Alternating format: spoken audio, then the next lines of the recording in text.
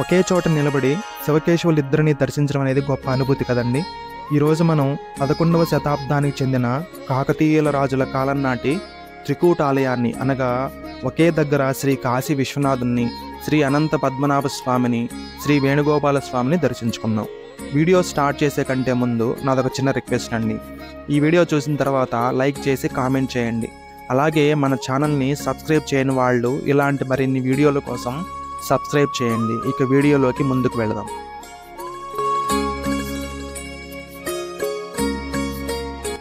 ఈ ఆలయం హైదరాబాద్ నుంచి 55 కిలోమీటర్ల దూరంలో, మెదక్ జిల్లా కేంద్రమైన సంగారెడ్డికి 4 కిలోమీటర్ల దూరంలో కల్పగురు అనే గ్రామంలో ఈ ఆలయం ఉంటుంది. ఈ ఆలయం కాకతీయ వాస్తు శిల్పాలతో ఈ త్రికూటాలయం నిర్మించబడింది. క్రీస్తు శకం 11, 13 శతాబ్దాల మధ్యకాలంలో కాకతీయ రాజులలో చివరివాడైన ప్రతాపరుద్ర మహారాజు ఆస్థాన ప్రధాన సేనాధిపతి అయిన జయప్ప రెడ్డప్ప గార్లచే ఈ దేవాలయం నిర్మించబడిందని ఇక్కడి శాసనాల ద్వారా తెలుస్తూ ఉంది. మరియు ఆగమశాస్త్ర నిపుణులైన ఒంటిమిట్ట ఓబులయ్య అనే వ్యక్తి ఒకే చేతితో ఈ ఆలయాన్ని నిర్మించాడని కూడా ఈ ప్రసిద్ధం అన్నమాట.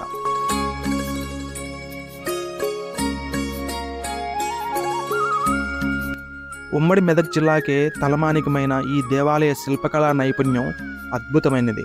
ఈ ఆలయాన్ని త్రికూట ఆలయం అని పిలుస్తారు. మరియు ఈ ఆలయం శివకేశవులు అభేదమని చాటి చెప్పే పుణ్యక్షేత్రం. ఇక్కడ శ్రీ కాశీ విశ్వేశ్వరుడు, శ్రీ అనంత పద్మనాభ స్వామి, శ్రీ వేణుగోపాల స్వామి వేరువేరు గర్భాలయాలు కలిగి ఒకే ఆచ్ఛాదిత మండపంలో వెలిసి ఉండటం ఎంతో విశిష్టమైనది. మరొక ముఖ్యమైన విషయం ఏమిటంటే ఈ ఆలయం కేంద్ర ప్రభుత్వం పురావస్తు శాఖ ఆధీనంలో కూడా ఉంది. ఆలయంలోకి ప్రవేశించిన తర్వాత మనకు ఎదురుగా అనంత పద్మనాభ స్వామి ఆలయం కనిపిస్తూ ఉంటుంది. ఈ ఆలయానికి దక్షిణ వైపున కాశీ విశ్వేశ్వర ఆలయం ఉంటుంది.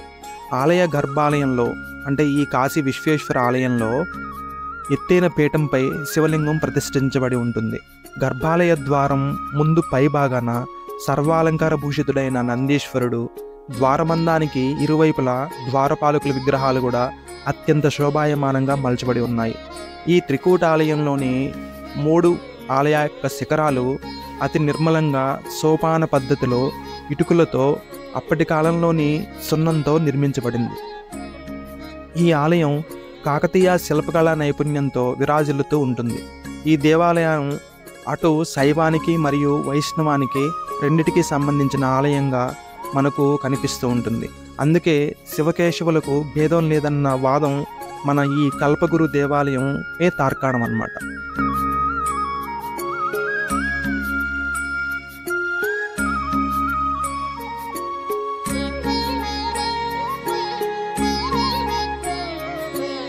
ఈ దేవాలయంలోని శివలింగం భక్తులను విశేషంగా ఆకర్షిస్తూ ఉంటుంది. ఈ శివలింగం అతి పురాతన శివలింగం. దేవతలు ప్రతిష్ఠించారని కూడా నానుడి. ఈ లింగంపై త్రేతాయుగంలో రాఘవుడు శ్రీరామచంద్రుడు ప్రతిష్ఠించిన శివలింగాల మాదిరిగా బ్రహ్మసూత్ర చిహ్నం కూడా కలిగి ఉంది. దీనిని కపర్ది యోగేంద్రుల స్వామివారు వాయు రూపంగా వచ్చి ప్రతిష్ఠించారని కూడా కొంతమంది పెద్దల యొక్క అభిప్రాయం.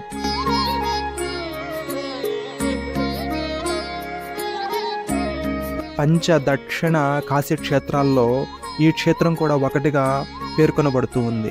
ఈ ఆలయం ప్రాంగణంలోనే కాశీ విశ్వేశ్వరుని ఆలయంతో పాటు శ్రీ అనంత పద్మనాభ స్వామి ఆలయం మరియు శ్రీ వేణుగోపాల స్వామి ఆలయం కూడా శిల్పకళా సంపదతో విరాజిల్లుతూ ఉంటుంది.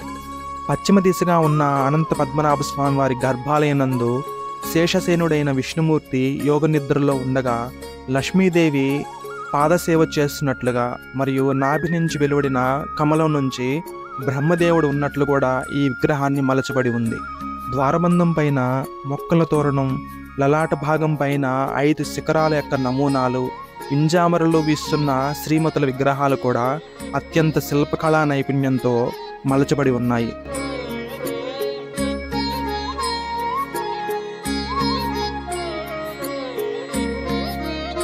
ఈ అనంత పద్మనాభ స్వామి వారి ముందే ఒక శివలింగం మరియు నందీశ్వరుడు కూడా మనకు దర్శనమిస్తారండి. ఈ ఆలయంలోని శిల్పాలు మరియు స్తంభాలు ఖండ పద్ధతిలో మలచబడి వాస్తు నైపుణ్యం అనేది సంతరించుకుంది. ఆలయం యొక్క పైకప్పులు చతురస్రాకారంలో విభజింపబడినట్లు కనిపిస్తూ మధ్య భాగంలో వృత్తాకారపు నగిశీల మధ్య రేకులు విచ్చుకున్న కలువ పువ్వులు మలచబడ్డాయి. వీటన్నిటినీ చూస్తే మనం కాకతీయుల కాలం నాటి శిల్పకళా వైభవం అనేది మనకు కళ్ళకు కట్టినట్లుగా స్పష్టంగా కనిపిస్తూ ఉంటుంది. ఈ ఆలయ ప్రాంగణంలోని ఒకటైన వేణుగోపాల స్వామి వారి ఆలయం కూడా ఈ శివాలయానికి ఎదురుగా ఉత్తరపు దిశగా నిర్మితమై ఉంటుంది. ద్వారబంధానికి ఇరువైపులా వైష్ణవ ద్వారపాలకులు వింజామరులు వీస్తున్న విగ్రహాలు కూడా మనకు కనిపిస్తాయి. ఈ గర్భాలయ పీఠంపై శ్రీ వేణుగోపాల స్వామి వారి దివ్య విగ్రహం ప్రతిష్ఠించబడి ఉంది. శ్రీ స్వామివారి ముందు 2 చేతులతో వేణువును మ్రోగిస్తున్నట్లుగా 2 చేతుల యందు శంకు చక్రాలు ధరించి మలచబడి ఉంటుంది.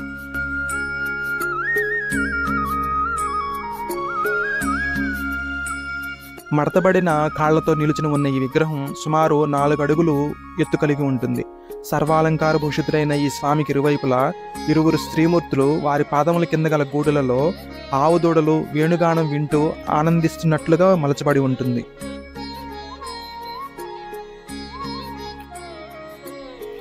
ఈ ఆలయం మొత్తం కూడా మనకు అద్భుతమైన శిల్పాలతో కనిపిస్తూ ఉంటుంది.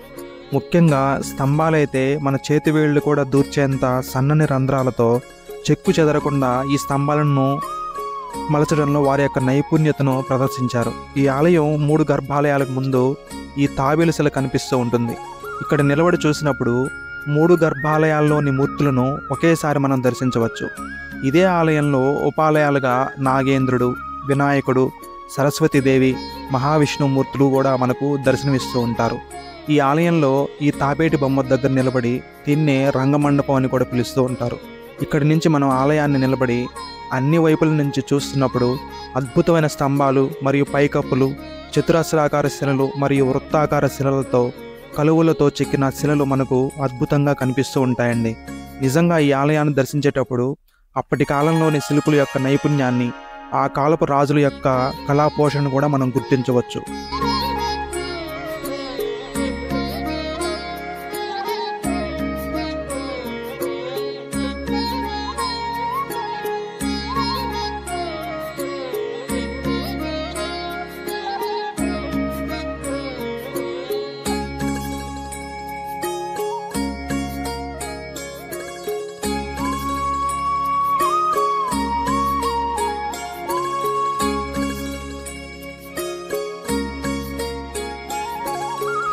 ఆలయం నుంచి బయటకు వచ్చిన తర్వాత ఆలయానికి ఎదురుగా నంది మండపం కనిపిస్తూ ఉంటుందండి.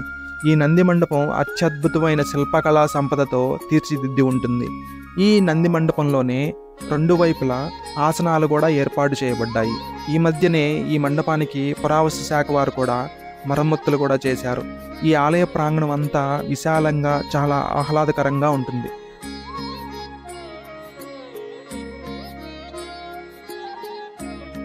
ఈ కాకతీయ రాజులు ఎంతో ప్రయోజన కార్యక్రమాలు కూడా చేపట్టారు.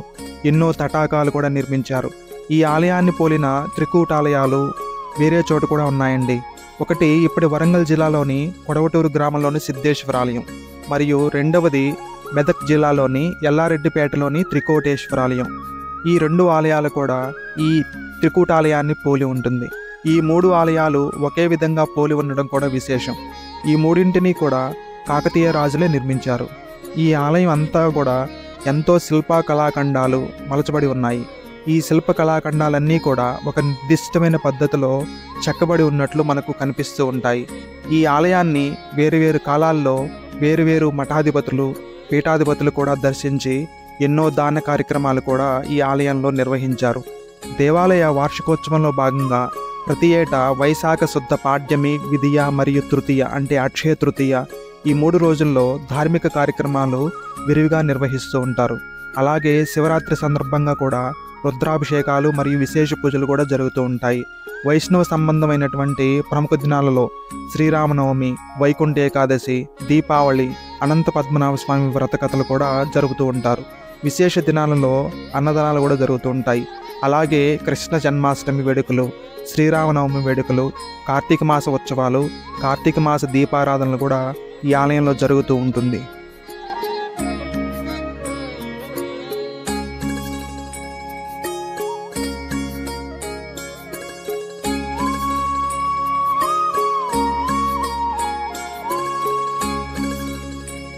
అలాగే ఈ ఆలయం యొక్క ముందు భాగంలో ఉన్న కోనేరులో స్నానం ఆచరిస్తే శారీరక మానసిక రుగ్మతలు కూడా పోతాయని కూడా భక్తుల యొక్క నమ్మకం.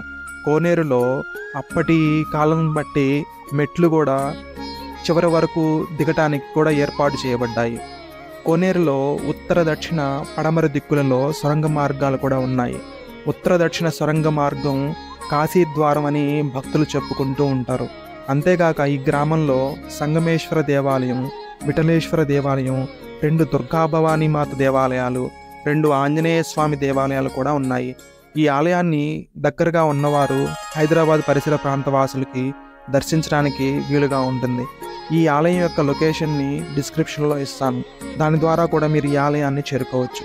రాష్ట్రంలోని ఎక్కడి నుంచైనా సంగారెడ్డికి చేరుకుని ఇక్కడి నుంచి 4 కిలోమీటర్ల దూరంలో ఉన్న ఈ ఆలయాన్ని చేరుకోవచ్చు. దయచేసి ఈ వీడియోని లైక్ చేసి కామెంట్ చేయండి. మరిన్ని వీడియోలతో మళ్ళీ కలుసుకుందాం. జై శ్రీరామ్.